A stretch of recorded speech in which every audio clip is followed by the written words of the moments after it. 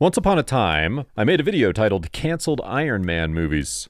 It would attempt to cover the unsuccessful development and proposed plans spanning 1990 through 2005 to bring a live-action feature film to the screen based on the Marvel Comics' superhero. Despite the efforts of various studios, multiple writers, and many directors, none of the proposed adaptations of Iron Man came to fruition. It wasn't until Marvel Studios launched its cinematic universe in 2008 that the character finally appeared in a successful and critically acclaimed masterpiece, starring a rejuvenated Robert Downey Jr. as the hero of the title. That video told of how Universal Pictures first acquired the rights from Marvel Comics in 1990. Director Stuart Gordon was attached to the project with the committed intention to present a realistic and well-rounded human in extraordinary circumstances. Despite Stan Lee's presence as an executive producer and project overseer, the movie never entered production, and Universal sold the rights to 20th Century Fox. Under Fox's ownership, further plans also fell apart, and the rights reverted back to Marvel.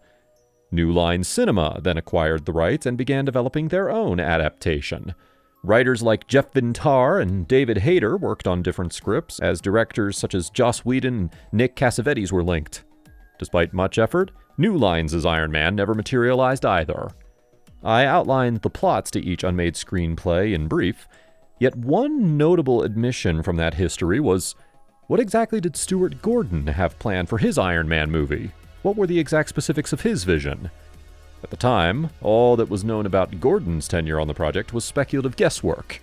Any and all information about the scripts produced during this period were largely unknown and therefore hard to report on.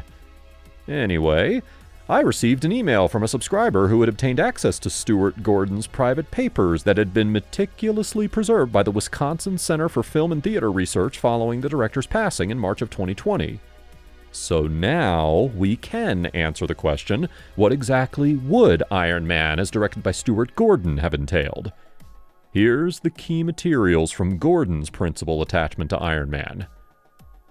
Stan Lee had spent much of the 1970s and 80s going to painstaking lengths to convince film and television studios that the superhero characters featured in Marvel Comics were worthy of translation to live-action feature film and television. Lee had gotten mixed results and several false dawns, but following the success of Tim Burton's Batman, the world of comic books suddenly represented a potentially lucrative source of endless material with a built-in audience. When Universal Pictures obtained the rights to Iron Man, Lee felt that this could be the title that would spearhead a new era for Marvel Comics film adaptations. Genre legend Stuart Gordon was then fixed in place as director. In the mid-1980s, Stuart Gordon had gained prominence with his directorial debut, Reanimator, a horror comedy loosely based on H.P. Lovecraft's serialized novella. The film, known for its dark humor and gory special effects, quickly became a cult classic and established Gordon as a director with a unique and daring vision. Following the success of Reanimator, Gordon continued to explore the realms of horror and science fiction. He directed films like From Beyond, another Lovecraft adaptation, and Dolls. Both films showcase Gordon's penchant for blending horror with elements of fantasy and the supernatural. In the 1990s, Gordon extended his creative reach into different genres. He directed Robot Jox, a sci-fi film featuring giant robots in a post-apocalyptic world. Gordon would work on developing Iron Man alongside a monster movie called Tor, about a giant snapping turtle. Gordon worked on treatments and outlines, and after tinkering with the details and refining various plot lines, we are left with the following story. In the heart of Stark Industries, a groundbreaking project unfolds: the assembly of the Iron Man suit. Departments across the company collaborate, delivering pieces of this technological marvel under the watchful eye of Tony Stark himself. Stark's vision is to revolutionize defense technology.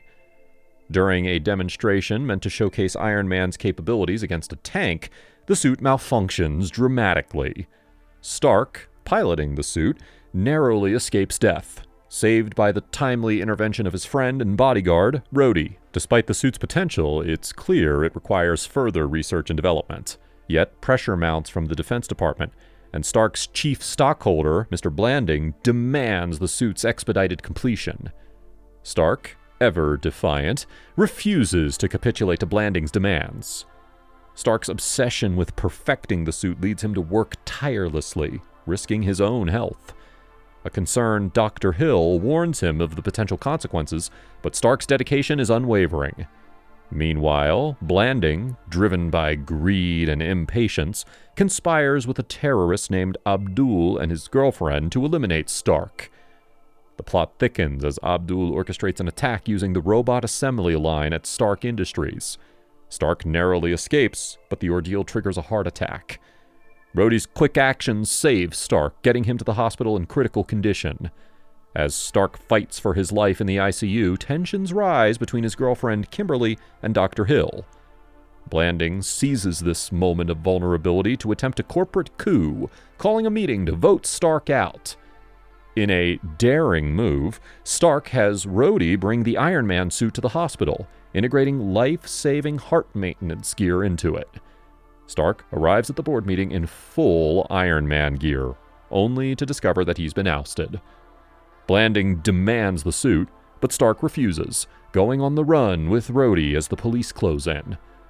As they evade capture, showcasing the suit's advanced capabilities, Stark's condition worsens. In a critical moment, he uses the suit's defibrillator to save himself. They seek refuge with Dr. Hill, who treats Stark and discovers his secret identity. The situation escalates when Abdul kidnaps Kimberly, leading Stark into a trap. Despite Stark's efforts to save her, a tragic turn of events sees Kimberly killed. Blanding's attempts to control Abdul backfire, leading to his own demise. Abdul, now armed with the Iron Man suit, unleashes chaos across Manhattan, leaving Stark to face blame. The city turns against him as the army and police hunt him down. Stark discovers a homing device implanted in Rhodey and suspects Dr. Hill's betrayal. In a desperate bid to save the city, Stark devises a plan to draw Abdul out. The plan fails and Stark is captured. With help from Abdul's girlfriend, Stark escapes, confronting his enemy in a final showdown. Stark's quick thinking and the suit's defibrillator turn the tide, defeating Abdul, but revealing a greater threat, a bomb set to destroy Manhattan. In a heroic act, Stark dons the Iron Man suit one last time, racing against the clock to save the city. Evading the army and police, he flies the bomb into space, sacrificing himself to prevent catastrophe. The bomb detonates harmlessly in the void, leaving Stark as a misunderstood hero, his legacy a testament to the thin line between genius and recklessness, and the ultimate sacrifice for the greater good. The end. This was to be the framework that Gordon hoped any hired screenwriters would hang their story on, although he was open to new ideas. A friend of Stan Lee, a producer by the name of Steve Waterman, was a friend of the artist and writer Mark Lafia. Waterman told Lafia about Universal's acquisition of Iron Man and asked would he be interested in putting his name forward as a would-be writer. Lafia was good friends with screenwriter Michael Miner, who just had co-written the mega-hit RoboCop for Orion Pictures. Miner was already known to Lee because of RoboCop. Back when it was still in its treatment stage, the RoboCop story was offered to Lee as a potential Marvel comic book. Lee had read The Treatment by Miner and writer Edward Neumeier, and had reportedly told the duo that following the success of the James Cameron movie The Terminator, there was no way they could ever top that idea with their own robotic policeman cyborg story. Of course, once RoboCop became a movie success, Marvel would adapt it into an ongoing comic book series. Following this, Neumeier had already turned down an offer to write Iron Man by himself, but once Michael Miner's name had been thrown into the conversation with Lafia, it became a case of, you get Miner involved and the job is yours. Miner agreed to take the job, and the pair would work together on a treatment and then a first draft. They chose to ignore Gordon's treatment, instead hammering out the finer points of an original story and structure during day-long writing sessions at Miner's home. The writers sought to bridge the gap between the fantastical realm of comic books and the contemporary reality of cinema. Their objective was to situate the narrative within a recognizable and authentic real-world landscape, where Tony Stark's technological prowess would be portrayed as tangible and influential weaponry. They hoped to ground the story in a world that reflected the modern sensibilities of the day, showing a vulnerable Tony Stark leveraging his advanced technology as a strategic asset as he navigates the high-stakes world of superheroism. The writers' priority was to convey a sense of realism and authenticity, purposely avoiding grandiose spectacle in favor of action sequences that resonated with audiences on a human "this could really happen" level. Gordon's initial image for the film had always been that of Iron Man doing battle with a tank, an image synonymous with the cover art of issue 155. The director would reiterate to the new writers that this was a scene he was desperate to shoot, and encouraged them to write a great action scene depicting such. In Miner and Lafia's proposal for the film, we begin with promotional footage for a shareholders meeting that introduces Stark Enterprises and its utopian vision. Many board members, including senior attorney Jeremy Bland, are dissatisfied with the way things are run. Marlene Fortune, senior vice president, believes in Tony Stark's genius. A somatic amplification vehicle, known as an SAV suit, puts out a toxic chemical fire which threatens the city. The press is aggressively curious, but Stark Enterprises spokesperson, Marlene Fortune, is guarded about Tony Stark's new invention, his whereabouts, and his plans. Embittered Dr. Raymond Ray complains about his second-class status as a mere scientist to his psychologist, a fellow named Sigmund Komp, then takes comfort in stealing a bootleg copy of the virtual reality simulator program, Heather 11. Marlene Fortune meets with the charismatic Tony Stark about financial solvency and the Japanese deal for SAV technology. We find out about Stark's weak heart. Now, Bland confronts him, long distance, about his lack of business sense, and Stark is forced to talk with the board members via videophone. Stark rejects the use of virtual reality simulator technology, branding it dangerous, and insults everyone.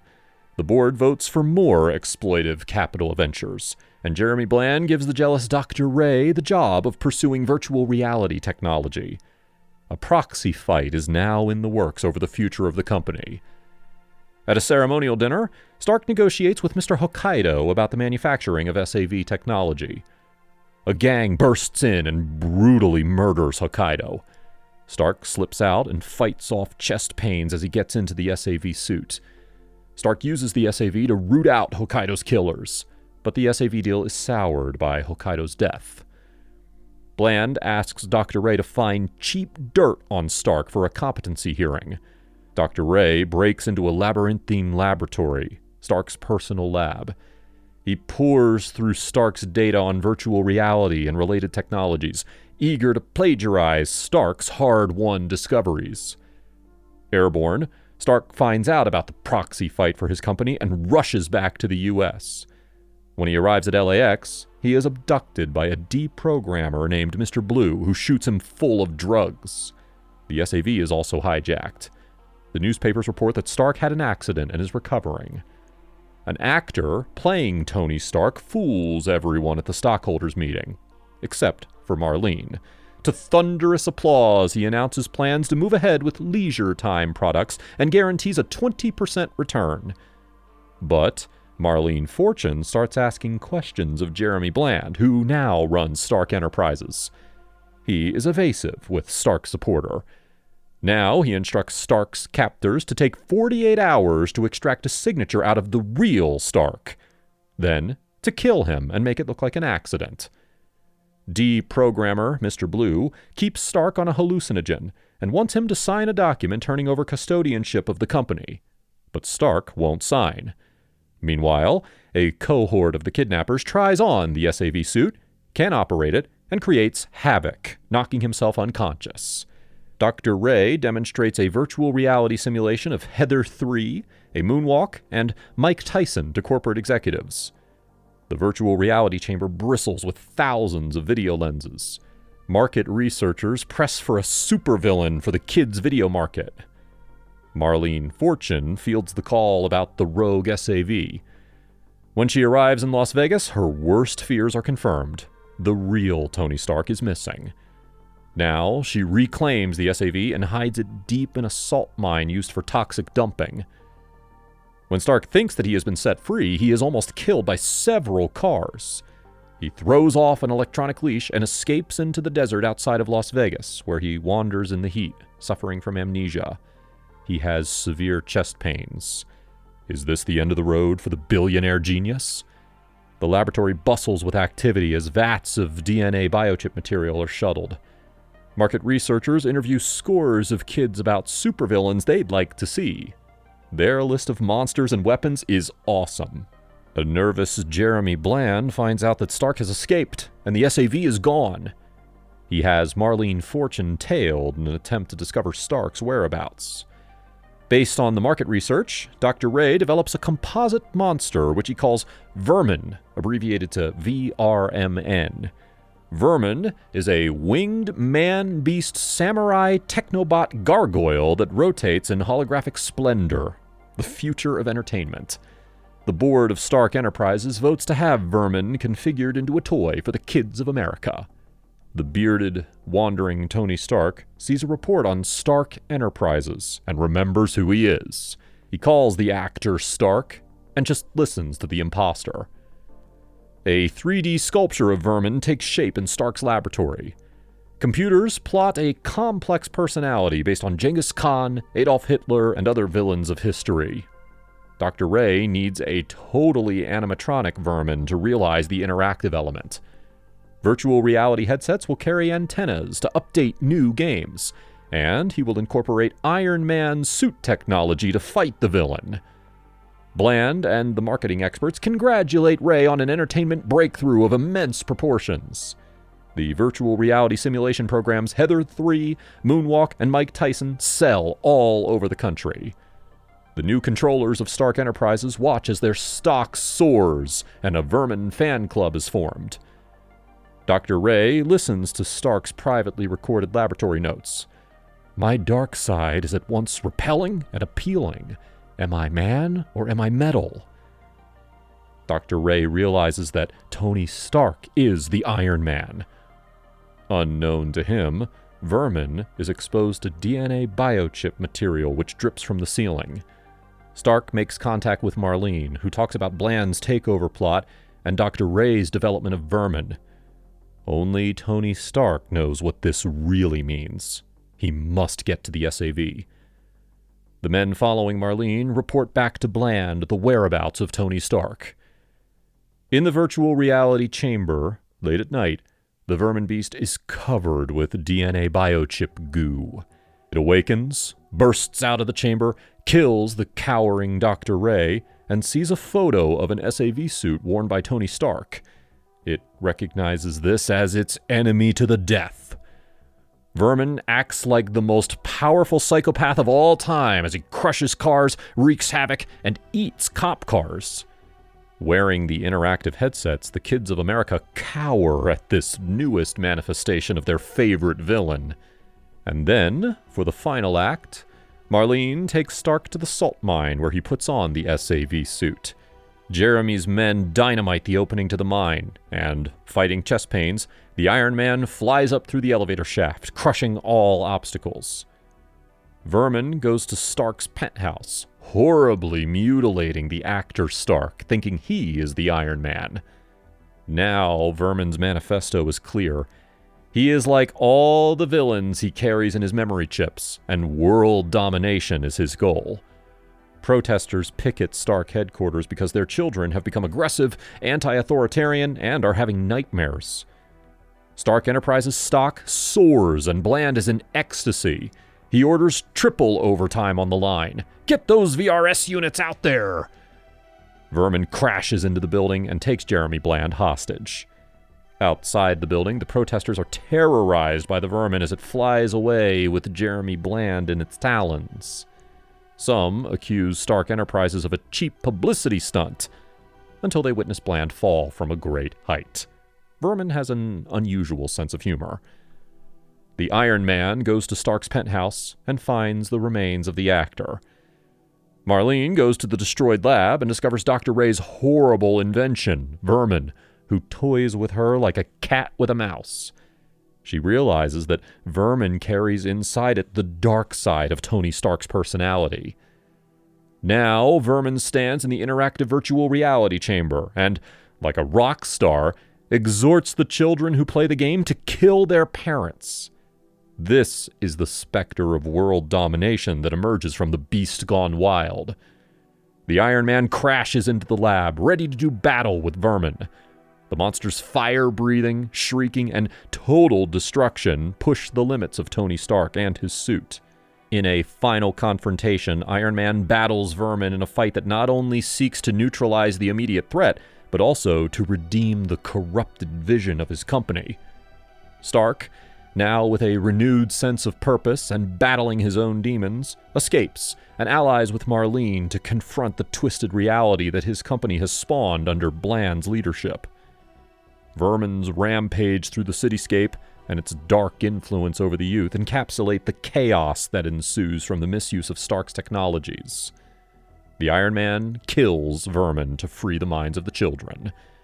He ends up on all the virtual reality displays with the message, "Be good." The film closes on a somber note, with Stark's victory shadowed by the realization of the dangers inherent in his dual identity as man and metal, and the ominous suggestion that the threat of Vermin and what it represents is far from extinguished, as out of the darkness of the laboratory's smoldering rubble, a twisted piece of flesh slithers into sunlight, and somehow begins to grow. The end. Stan Lee and Stuart Gordon met to discuss the first draft of this The Iron Man script on August 23, 1990. The pair found themselves in agreement on several key points.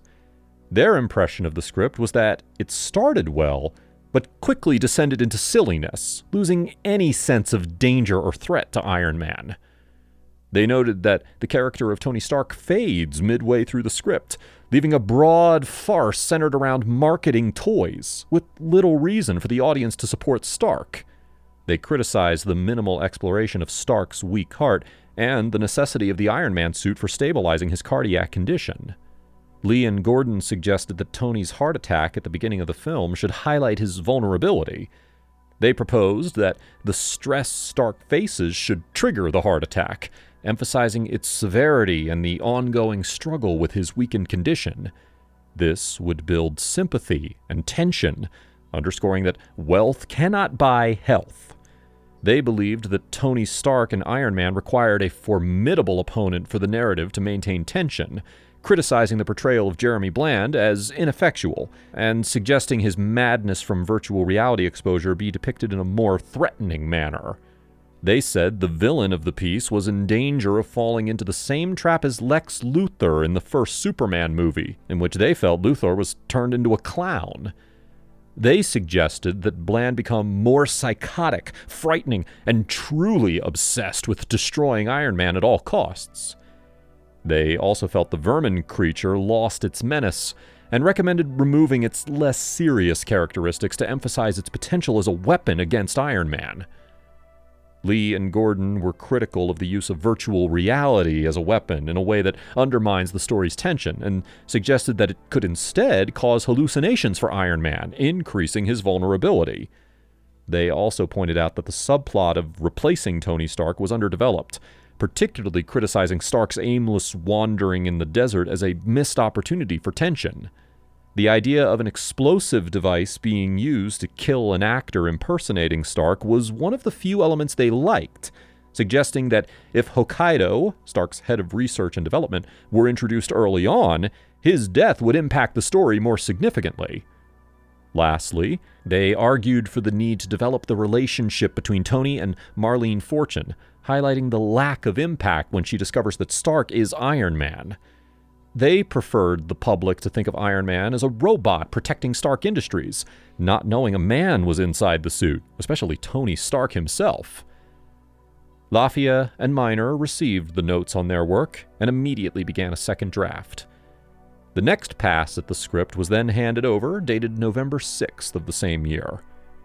Stan Lee read the new script, all replete with the recommended improvements, and 2 days later promptly fired off his correspondence that included the following notes. Quote, "I don't care for the script. I found it almost boring and had to force myself to finish it. I think the dialogue in the script is very weak."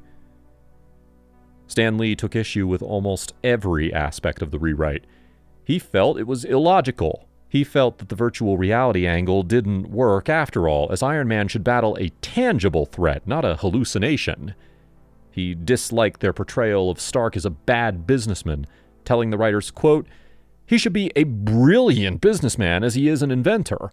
The only way his rivals have a chance to gain control of his factory is by drugging him, kidnapping him, or killing him." Lafia and Miner's story was effectually refused approval, and Lee encouraged Gordon to instead utilize one of Marvel Comics' own leading lights to craft the story, someone with a deep understanding of Tony Stark.